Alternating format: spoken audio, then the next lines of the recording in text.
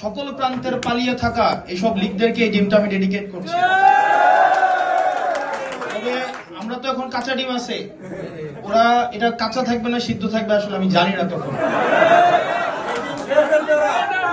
আমি আজকে আসছি 4 দিন হয়েছে, তো 4 দিনে এখানে অনেক আমার সুখ স্মৃতি আছে, আবার অনেক দুঃখ স্মৃতিও আছে। দুঃখ স্মৃতি হচ্ছে যে ভাতটাত কিছুই পাওয়া যায় না, আর আজকে এখানে এসে দেখলাম যে অনেক আপা আছে আন্টি আছে, তাইলে আসলে ভাতের কষ্টটা আমি কেন পাইছি এটা আসলে আমি জানি না। এত মানুষ থাকলে ভাতের কষ্ট পাওয়ার তো কথা ছিল না। যাই হোক, আজকে আপনারা এখানে যারা উপস্থিত হয়েছেন, এখানে অনেকেই আছেন যারা এনসিপির না, এখানে অনেকেই আছেন যারা আমাদেরকে দেখতে এসেছেন, এখানে অনেকেই আছেন প্রত্যেকটা মানুষ এখানে এনসিপি করেন বা না করেন, কিন্তু প্রত্যেকটা মানুষ বাংলাদেশকে পছন্দ করে। এখানে প্রত্যেকটা মানুষ চায় বাংলাদেশটা যে ডিসফাংশনাল হয়ে গিয়েছে এটা থেকে উত্তরণ হোক, এটা এখানে প্রত্যেকটা মানুষ চায়। এখানে প্রত্যেকটা মানুষ চায় বাংলাদেশটা দীর্ঘ 17 বছরের বেশি সময় ধরে এই বাংলাদেশটা মূলত নিয়ন্ত্রিত পরিচালিত হতো সীমান্তের আরেক প্রান্ত থেকে, ভারত থেকে।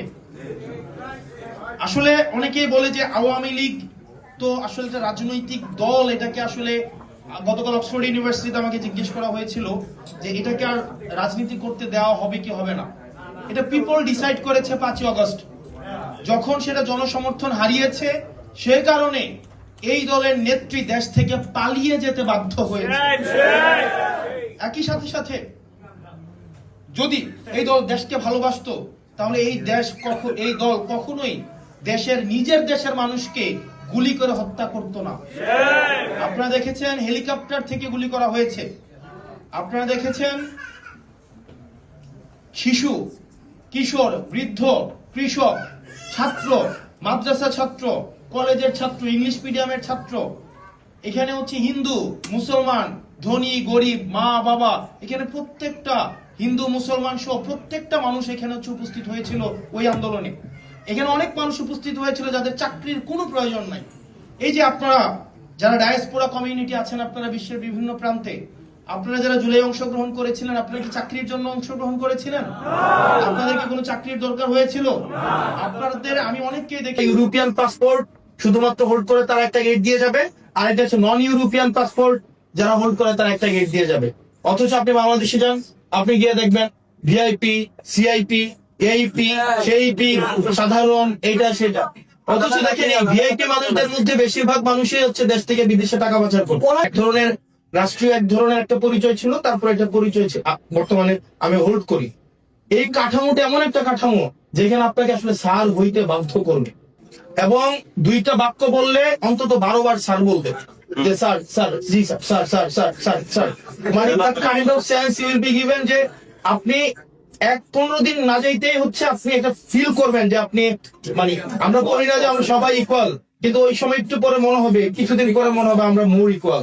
এয়ারপোর্টে আসার সাথে সাথে আমার লাগেজটা, আমি আগে যখন মানে ডোমেস্টিক ফ্লাইটে যখন যাইতাম তখন হচ্ছে আমি কখনোই I never use VIP gate or anything. আমি যখন গত এই ইংল্যান্ডে আসার পথে নামার সাথে সাথে 2 জন এসে লাগেজটা টানিয়ে না, স্যার স্যার আপনাদের 2 ঘন্টা আছে, এই রুমে বসেন, এখানে কফি, এটা সেটা, এবং কোনো হ্যাসেলই বুঝি নাই।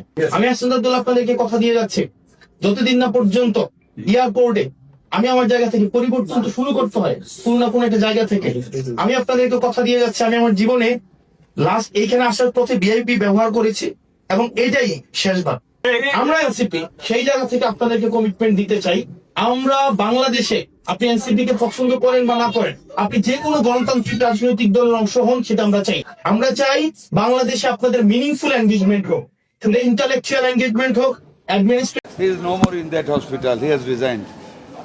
কাজে একটা চলে যাওয়া লোকের সম্বন্ধে আমি এখনো কথা বলতে চাই না। আর আমার সামনে যেহেতু নেই, কথা বলতে রাজি না, সামনে থাকলে বলতো। আর 8 দিন হাসপাতালে আপনারা একটা প্যাথোলজির লাইসেন্স বাতিল করেছেন, বস্তুতপক্ষে যে হাসপাতাল আমরা চিঠিটা পড়েন, আমরা হাসপাতালের লাইসেন্স স্থগিত করেছি।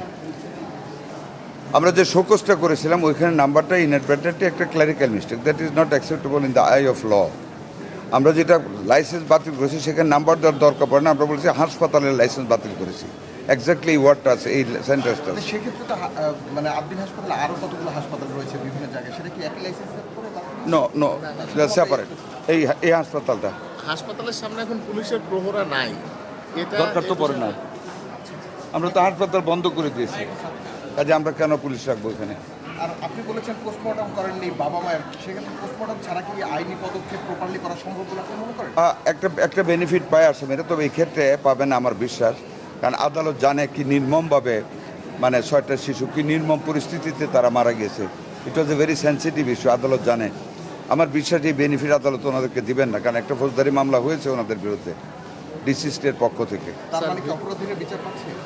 অপরাধ আর সেটা আদালত সিদ্ধান্ত নেবে। স্যার ভিটামিন এ ক্যাম্পেইনটা কবে থেকে চালু উই হ্যাভ রিসিভড, ইনশাল্লাহ আমরা হয়তো আগে